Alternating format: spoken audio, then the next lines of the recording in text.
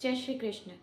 कल हमने भगवत गीता के 7वें अध्याय में पढ़ा कि भगवान श्री कृष्ण कहते हैं, जो लोग अपनी इच्छाओं की पूर्ति के लिए मुझ ईश्वर को छोड़कर जिस भी देवी देवता की उपासना करते हैं, तब वे देवी देवता उनकी मनोकामना पूर्ण करने के लिए मेरे से ही आज्ञा लेते हैं, मेरे से ही सामर्थ्य लेते हैं।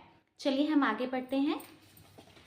भगवान श्री कृष्ण कहते हैं, ये देवता अपने भक्त की कामनाएं पूरी करते हैं, फल देते हैं मेरी ही आज्ञा के साथ, मेरे ही सामर्थ्य के साथ। हे अर्जुन, वे देवताओं का दिया हुआ फल अनित्य नाशवान होता है।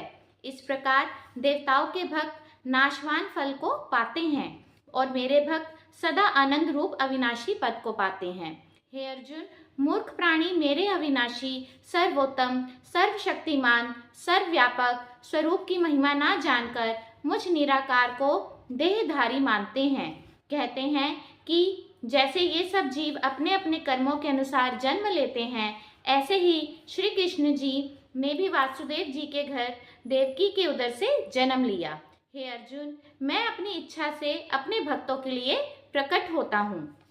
अपनी योग माया के पर्दे में ढका हुआ मैं सारे जीवों को नजर नहीं आता हूँ। इस प्रकार मंदमती लोग मुझ अविनाशी पूर्ण ब्रह्म को नहीं जानते हैं।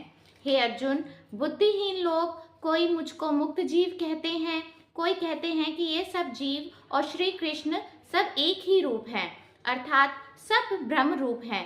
ऐसे ये महामूर्ख मेरे यथार्थ स्वरूप को नहीं जानते हैं और मैं सबको जानता हूँ, अर्थात जितने जीव पीछे हो चुके हैं, जितने हैं अब, जितने हैं और आगे जितने उत्पन्न होंगे, सबको मैं जानता हूँ।